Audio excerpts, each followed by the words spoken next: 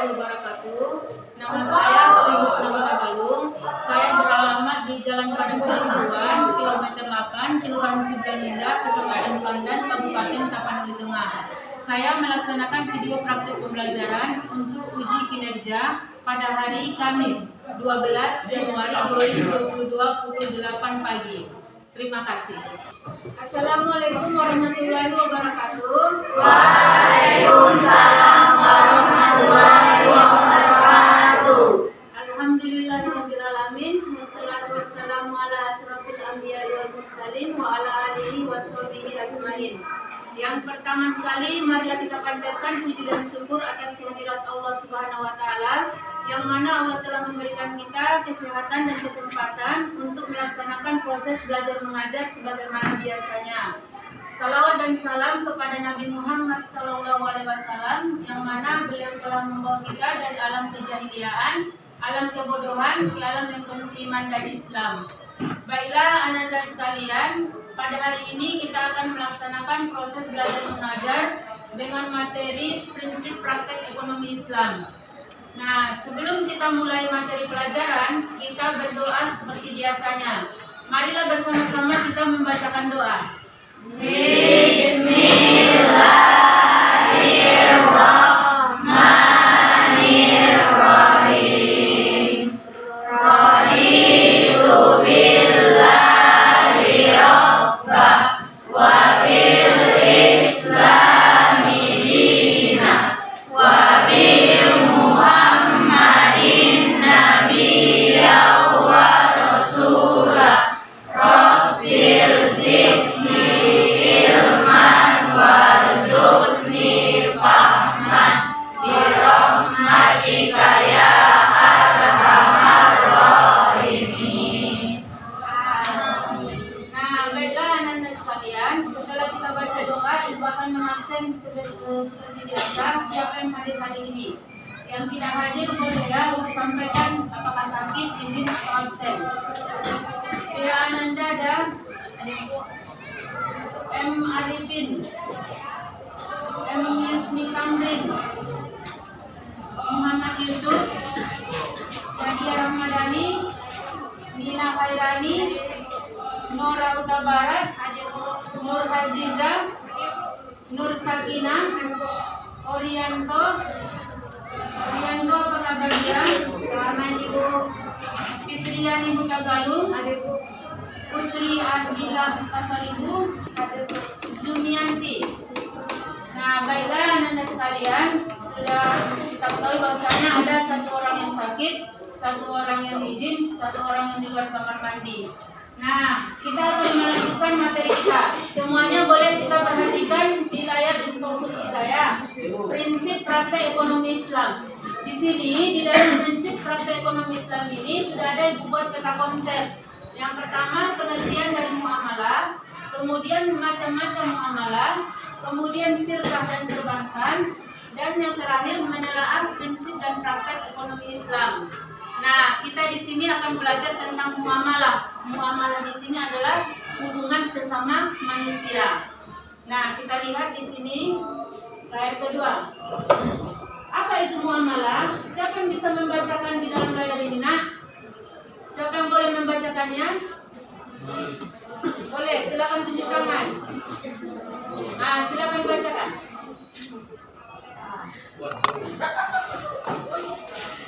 Nanti dipotong jadi.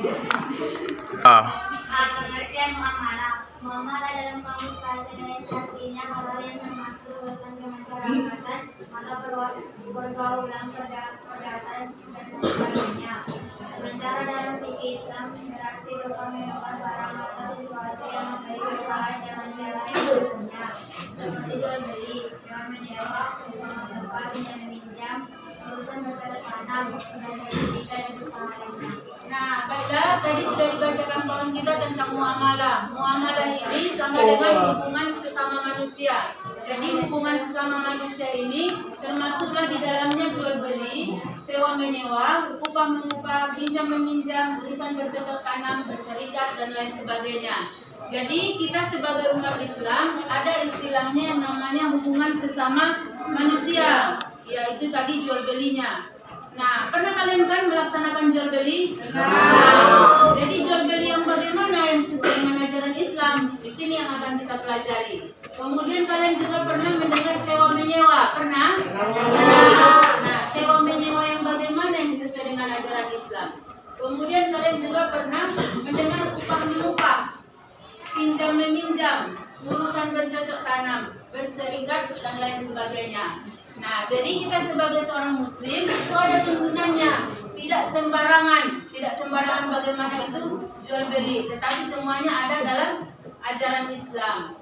Nah, kita lanjutkan materi nomor 1, jual beli. Di sini sudah dikatakan jual beli itu apa, Nak? Apa di sini jual beli?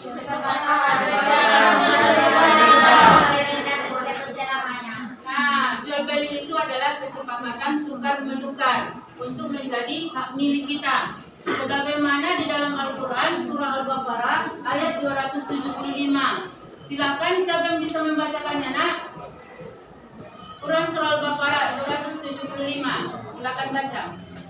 Bismillahirrahmanirrahim. Wa ahallallahu bai'a wa harramar riba. Artinya, dan Allah Subhanahu wa taala telah menghalalkan jual beli dan mengharamkan riba.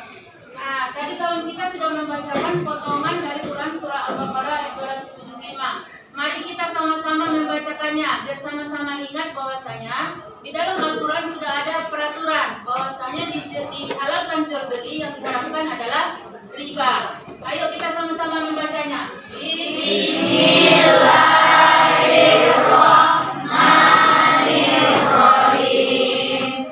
Wa ahallallahul bai'a wa harramar riba. Nah, di sini sudah kita tahu bahwasanya Allah itu menghalalkan jual beli, yang diharamkan adalah riba. Nah, tahu kalian apa itu riba, Nak? Iya, mengambil keuntungan yang lebih besar atau mengambil keuntungan 2 kali lipat dari harga awal. Nah, di dalam proses jual beli itu dihalalkan, tetapi yang diharamkan adalah keuntungan yang diambil dari berlipat ganda atau ribanya. Nah, kita lanjutkan. Di sini ada syarat-syarat jual beli. Di dalam syarat-syarat jual beli yang pertama adalah penjual dan pembeli haruslah balik. Tahu kalian apa itu balik? Dewasa. Ya, balik itu sama dengan orang dewasa. Yang kedua, berakal sehat. Tahu kalian apa maksudnya berakal sehat? Iya, jadi orang yang tidak berakal sehat atau gila itu tidaklah dibenarkan dalam proses jual beli. Nah, yang ketiga, atas kehendak sendiri. Nah, tidak ada paksaan untuk melakukan proses jual beli. Yang kedua, uang dan barangnya haruslah halal dan suci. Haram menjual arak, bangkai, begitu juga babi dan berhala. Itu semuanya hukumnya haram, tidak boleh ya. Kemudian kita lanjutkan. Bermanfaat, membeli barang-barang yang bermanfaat. Kalau tidak ada gunanya, jangan dibeli.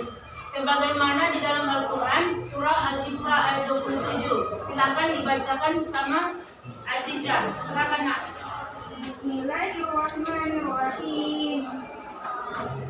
Innal mudazzirina kanu ikhwana sayatin wa kana as-saytanu lirabbihi kafur.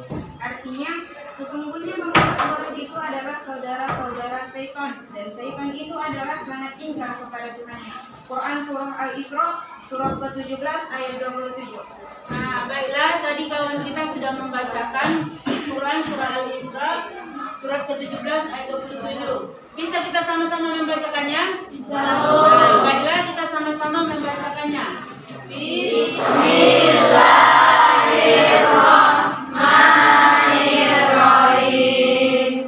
Innal mubazzirina kanu ikhwana syayatin wa kana syaitanu lirabbihi kafur. Nah, baiklah, sesungguhnya pemboros-pemboros itu adalah saudara-saudara setan, dan setan adalah sangat ingkar kepada Tuhannya. Maunya kalian bersaudara dengan setan? Nah. Jadi jika maka kalian itu adalah saudaranya setan. Kalau tidak mau bersaudara dengan setan, maka jangan menjadi pemboros. Nah, jadi barang-barang yang kita beli, kalau memang ada manfaatnya dibeli. Tapi kalau tidak ada manfaatnya jangan dibeli, karena itu sama dengan mubazir. Bisa dimengerti? Bisa.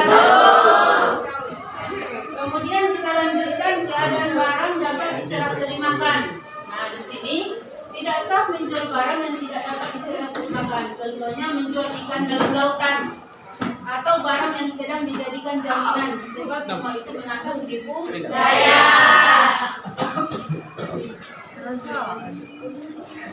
Yang keempat, keadaan barang diketahui oleh penjual dan pembeli. Yang kelima, milik sendiri. Tak sah jual beli melainkan atas barang yang dimilikinya. Yang ketiga, ijab kabul. Kalian kalau membeli biasanya jarang menggunakan ijab kabul kan? Cuma membeli-beli seperti itu aja. Nah, di dalam Islam itu ada aturannya, ada ijab dan ada kabul. Di sini ijab atau penjual mengatakan saya jual barang ini dengan harga sekian, kemudian pembeli mengatakan baiklah saya beli. Coba berhenti kamu dulu. Nah, baiklah anak-anak sekalian, di sini sudah ada kawan kita yang akan melaksanakan praktek jual beli. Nah, di sini ada seorang penjual dan seorang pembeli. Mari kita sama-sama kita lihat bagaimana orang itu melaksanakan proses jual beli. Silakan. Saya akan menjual tempat minum ini seharga 50.000. Baiklah, saya akan membeli tempat air minum ini dengan seharga 50.000. Terima kasih. Nah, baiklah anak-anak sekalian, tadi kawan beda sudah melaksanakan praktek jual beli, yang mana tadi seorang penjual mengatakan bahwasanya dia menjual tempat minum ini dengan harga 50.000 dan pembeli mengatakan baiklah saya terima. Berarti sudah terjadi proses jual beli. Nah, seperti itu adalah jual beli yang sesuai dengan ajaran Islam karena menggunakan ijab dan kabul. Nah, baiklah kita lanjutkan. Ini ada tentang khiyar. Khiyar itu adalah bebas memutuskan antara meneruskan jual beli atau membatalkannya. Jadi jual beli ini ada khiyarnya, nak. Apakah proses jual beli ini jadi dilanjutkan atau dibatalkan? Di dalam khiyar ini ada 3. Yang pertama khiyar majlis. Khiyar majlis adalah selama penjual dan pembeli masih berada di tempat berlangsungnya transaksi tawar-menawar, keduanya berhak memutuskan jadi jual belinya atau tidak. Nah, kita akan melihat bagaimana kaum kita praktek khiyar majlis. Nah, baiklah anak-anak sekalian, tadi kawan kita sudah melaksanakan praktek proses jual beli. Nah, sekarang jual beli tentang khiyar. Khiyar tadi berhak memutuskan antara meneruskan jual beli atau membatalkannya.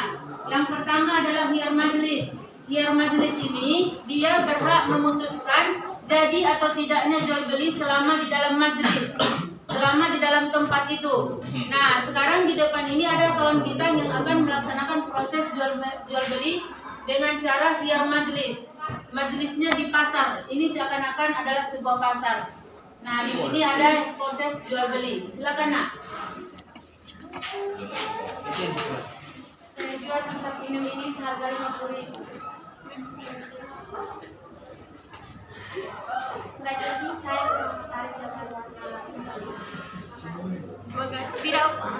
Nah, baiklah anak-anak sekalian, tadi kawan kita sudah melaksanakan khiyar majlis, di mana tadi penjual sudah memberikan tempat minum untuk dijual kepada pembeli. Ternyata si pembeli tidak menyukai warna dari tempat minum ini, maka si pembeli membatalkan proses jual belinya. Di dalam majelis tadi mereka sudah melaksanakan proses jual beli dan membatalkannya. Itu adalah khiyar majelis. Bisa dimengerti, nak? Bisa. Penjual dan pembeli masih berada di tempat berlangsungnya transaksi tawar-menawar. Tetapi karena dia tidak menyukai tadi dengan botol minum ini, maka tidak dijadikan membeli. Tidak jadi dia membeli tempat minum ini. Baiklah, masuk kita ke khiyar syarat. Khiyar syarat adalah khiyar yang dijadikan syarat dalam jual beli. Nah, sebelum kita melanjutkannya, kita akan melihat bagaimana kawan kita melaksanakan praktek khiyar syarat. Nah, baiklah anak-anak sekalian, tadi kita sudah melihat bagaimana kawan kita praktek jual beli, kemudian bagaimana khiyar majelis, dan sekarang khiyar syarat. Nah, di sini ada kawan kita akan mempraktekkan bagaimana tentang proses khiyar syarat. Silakan, Nak. Saya jual HP ini dengan harga Rp7.000. Baiklah, saya akan membeli HP ini, tetapi saya mohon sudah Kalau 3 hari lagi kamu tidak datang yang beli HP ini, maka HP ini saya akan jual kepada orang lain. Oke, baiklah. Nah, baiklah anak-anak sekalian, tadi kawan kita sudah mempraktekkan tentang khiyar syarat, yang mana tadi penjual itu telah memberikan atau menjual HP kepada pembeli, tetapi pembeli ini memberikan syarat 3 hari lagi dia akan datang mengambil HP-nya. Dan si penjual mengatakan bahwasanya dalam waktu 3 hari, jika si pembeli tidak datang mengambil HP-nya, maka HP ini dijual kepada orang lain. Nah, baiklah, untuk khiyar yang terakhir adalah khiyar ID. Nah, khiyar ID ini adalah khiyar yang ada cacatnya. Jadi dalam proses jual beli ini nanti handphone ini ada cacatnya. Disinilah bisa dikatakan jual belinya dilangsungkan atau tidak.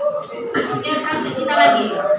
Nah, baiklah anak-anak sekalian, tadi kawan kita sudah praktek jual beli, kemudian khiyar majelis, kemudian khiyar syarat, dan sekarang yang terakhir adalah khiyar ID. Di depan ini sudah ada kawan kita yang akan melaksanakan proses jual beli, tetapi di dalamnya ada aibnya, cacatnya. Silakan, Nak. Saya jual HP ini dengan harga Rp7.000. Baiklah, saya akan membeli HP ini dengan seharga Rp1.000.000.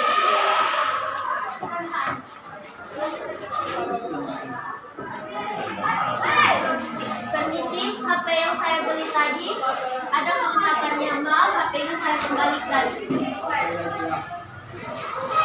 Terima kasih. Baiklah anak-anak sekalian, tadi sudah kita lihat bagaimana proses jual beli, kemudian khiyar majelis, khiyar syarat, dan khiyar ID. Nah, sekarang kita akan membentuk kelompok. Kita akan mengerjakan kerja kelompok dalam melaksanakan tugas yang akan diberikan. Nah, baiklah anak-anak sekalian, tadi kita sudah melaksanakan proses belajar mengajar, kemudian kawan kita sudah praktek. Nah, sekarang kita mengerjakan kelompok. Di sini sudah dibagi dalam beberapa kelompok. Sekarang Ibu akan membagikan apa yang akan dikerjakan di dalam materi ini ya. Bagikan per kelompok.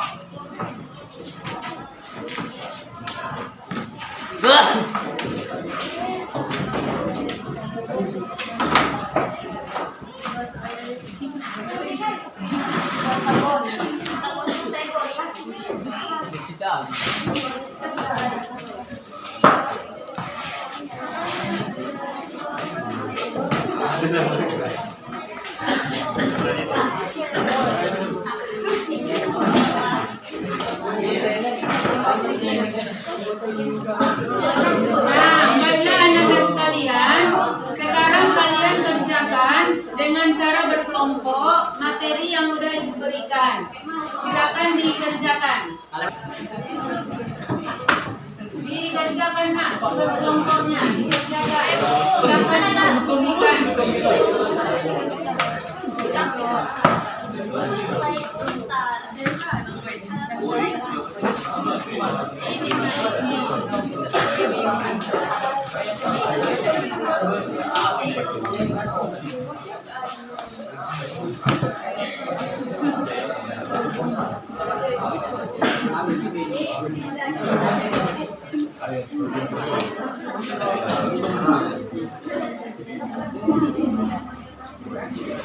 Nah, baiklah anak-anak sekalian, tadi kita sudah melaksanakan diskusi kelompok. Sekarang ini Ibu akan mengumpul kembali hasil diskusinya ya. Silakan Ibu ambil kembali hasil diskusinya.